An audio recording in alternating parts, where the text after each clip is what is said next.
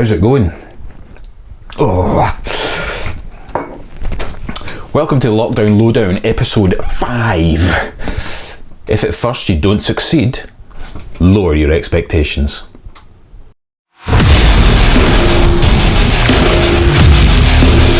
Get up!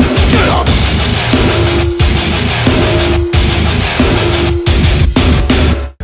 How's it going? Welcome to a new episode of Lockdown Lowdown, and sorry it hasn't been daily now because, well, who knew that quarantine and being stuck in the house would give you so much to do with 2 kids running about the house? And you'll have to excuse the sunglasses as well, because the fact I've got this set up at my window in my office, and it's really diffused outside, but it's really nice light, and it's bathing all this. It's grand, but I can't see. I'm squinting. I don't really want to be. I don't really want to be doing this. Oh man, it's so bright. So sunglasses it is. I'm also sitting on a squeaky office chair, so if you hear any untoward noises, it's not me, it's the chair, honestly.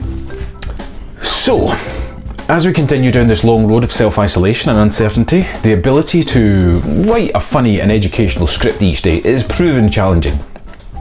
Indeed, I may need some professional help. You know, like a chef, a butler, or a maid. I should do it. But how are you all doing? I hope it's, it's not been, well, it's nearly a week for us now, not being outside, so the outside's been elusive.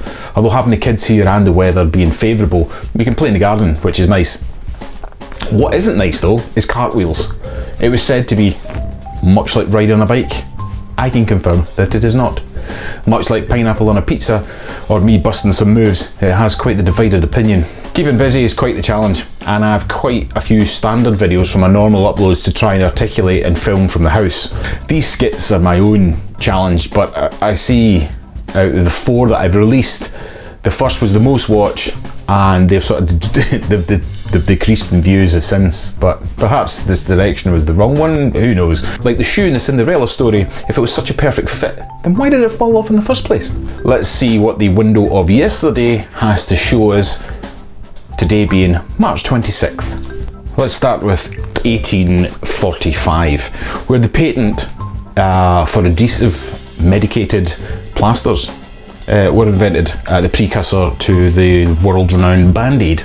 In 1945, the Allies, led by the US Marine Corps, secured the island of Iwo Jima from the Imperial Japanese Army, and the United States Marines raised the US flag atop Mount Suribachi during the battle, which is where that famous picture came from.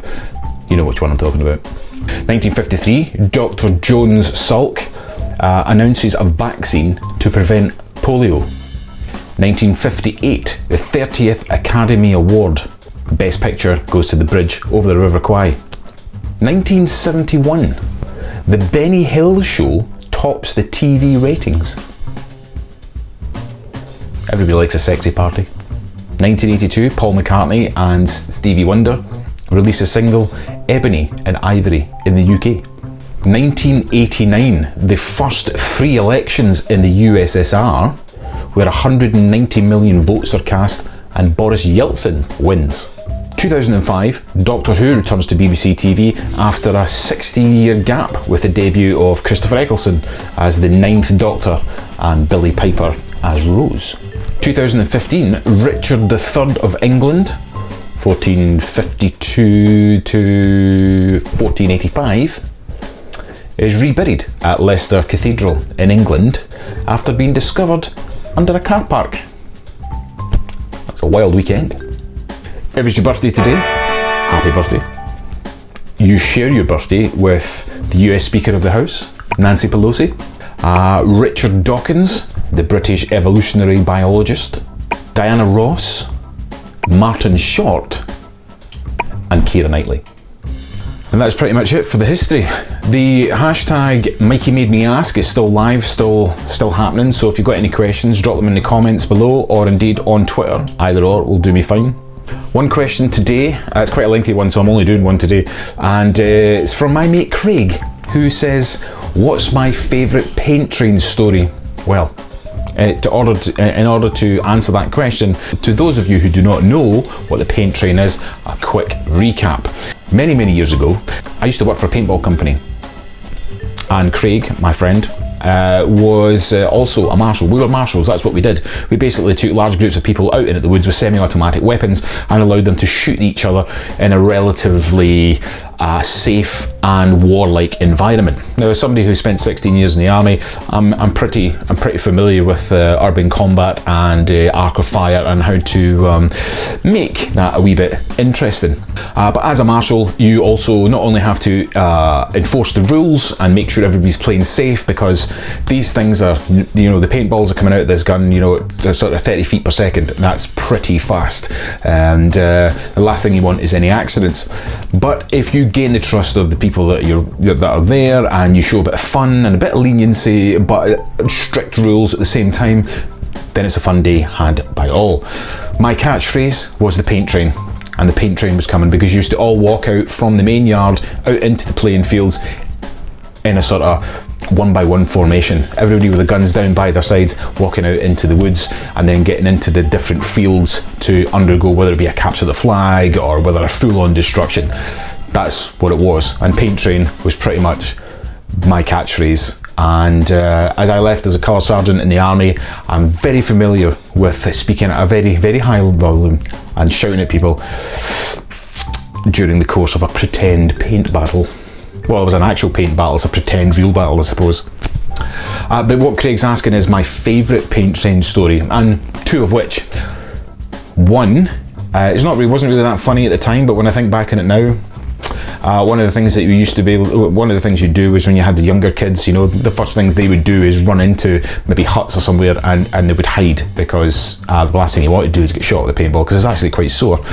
And as I was doing my patrol, I kind of walked around a building, and much to my surprise, there was a young man hiding inside who just put the barrel of the gun out, pulled the trigger.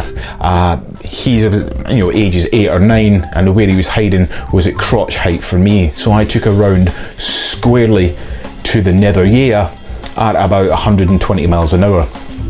Needless to say that there was an area of my body that swelled up to what could only be described as a very tight purple Ribena berry. Yeah, it's true. Yeah, it was not a great day.